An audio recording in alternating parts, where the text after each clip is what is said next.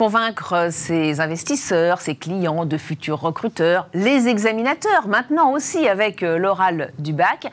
Briller à l'oral ne s'improvise pas, ça s'apprend, mais pas facile de s'y retrouver parmi les différentes formations qui existent. On va donc en parler avec mes deux invités. Laurent Philibert, bonjour. Bonjour. Associé directeur de la pédagogie et de l'innovation chez Personnalité, une agence conseil en communication des dirigeants.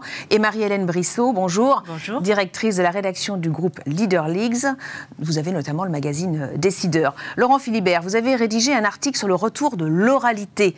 Alors, l'oralité, c'est important. D'ailleurs, il y a de plus en plus de patrons, de cadres dirigeants qui veulent se faire former. Alors, effectivement, parce qu'on leur demande de plus en plus de prendre la parole, de s'exposer. Et donc, ils ont bien senti qu'ils ont besoin d'être équipés, d'avoir de la technique pour pouvoir supporter un exercice comme celui-ci aujourd'hui. Et c'est justement ça, la technique, parce que chez Personnalité, vous êtes sur ce créneau depuis plus de 30 ans, et être à l'aise à l'oral, être convaincant à l'oral, ce n'est que de la technique ? C'est beaucoup de technique. C'est de la compréhension et de la technique. Alors, cette technique, elle n'existe pas réellement dans les faits, il n'y a pas une université qui l'enseigne. En revanche, il existe des métiers, il existe des techniciens qui utilisent des expertises, comme les comédiens, par exemple, sur la gestion du trac, du stress, comme nous avons également des journalistes pour la construction du message, le jeu de questions-réponses. Donc il existe tout un tas d'experts qui ont un haut niveau de technicité, et notre métier à nous, c'est de transférer cette technique et cette technicité à des dirigeants ou des managers des grandes entreprises. Marie-Hélène Brissot, vous effectuez un classement des organismes de formation. Alors pourquoi et sur quels critères ? Alors, pour vous répondre d'abord, un petit mot peut-être sur qui nous sommes. Le groupe Décideur fait ce métier de classement d'experts et de spécialistes depuis plus de 15 ans. Et tout l'objectif de ces classements, c'est finalement de donner à un dirigeant, un membre d'un comité de direction qui recherche son conseil, son spécialiste, des clés de lecture et une recommandation indirecte à travers nos classements. Alors, on en fait sur tous les métiers. Il y a 25 rédacteurs dans les bureaux parisiens qui se consacrent à ce travail de classement. Les critères, alors je ne veux peut-être pas vous faire toute la méthodologie mais en détail. Oui. Voilà, c'est de regarder l'excellence dans la durée, l'activité de la structure et surtout d'avoir une image complète pour qu'elle soit le plus fiable sur tout un écosystème. Alors si vous êtes là aujourd'hui, c'est que Personnalité est classée depuis de nombreuses années incontournable, donc c'est la plus haute catégorie finalement. Oui, c'est un peu les happy few, c'est ceux qui se détachent du lot.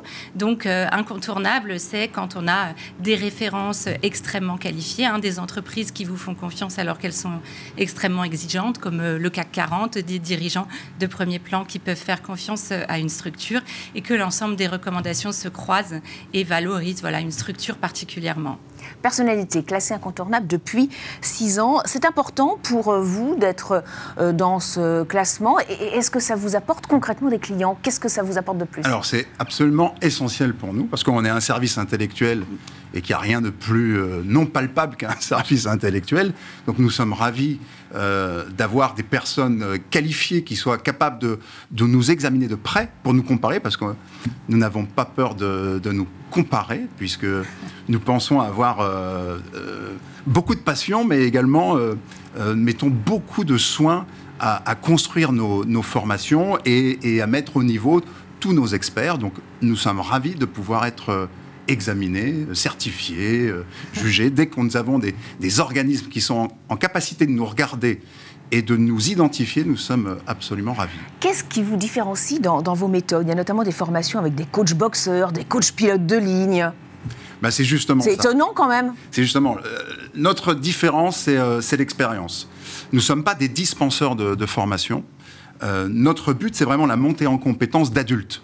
Et c'est de l'andragogie, pas de la pédagogie. Et l'adulte est méfiant, souvent en plus très formé, très habitué à la formation. Donc il arrive avec une certaine défiance dans une salle de formation.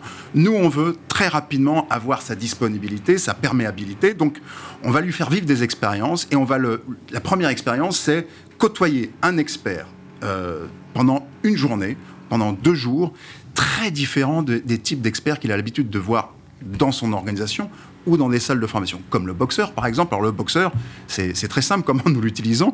Alors effectivement, on met des gants et puis on va aller un peu se confronter. Pourquoi ? Parce que beaucoup des managers et des dirigeants doivent communiquer dans des contextes violents.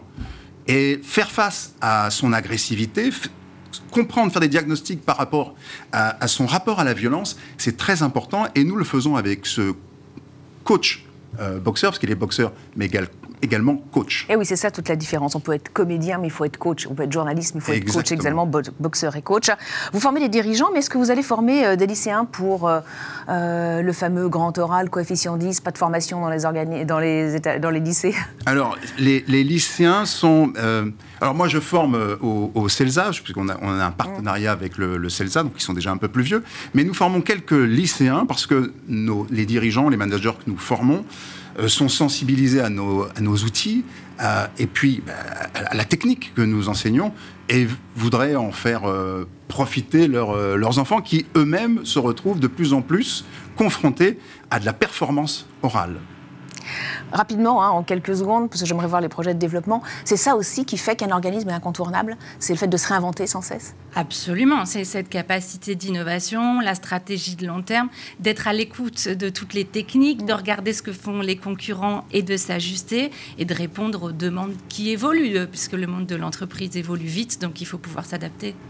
20 secondes pour dire un mot de vos projets de développement. Le projet de développement, celui qui est vraiment dans les tuyaux, là, c'est encore un expert un peu particulier, un chef d'orchestre américain. Alors comment nous allons l'utiliser, ce chef d'orchestre ? Nous allons l'utiliser pour augmenter l'inclusion dans les réunions, histoire de faire que même les petits instruments puissent avoir sa place dans l'orchestre et ne soient pas étouffés par les grosses caisses. Voilà. Bon, écoutez, on va finir quand même sur ces très bons mots. Merci beaucoup Laurent Philibert. Merci beaucoup Marie-Hélène Brissot d'être venue sur le plateau de Smart Leaders.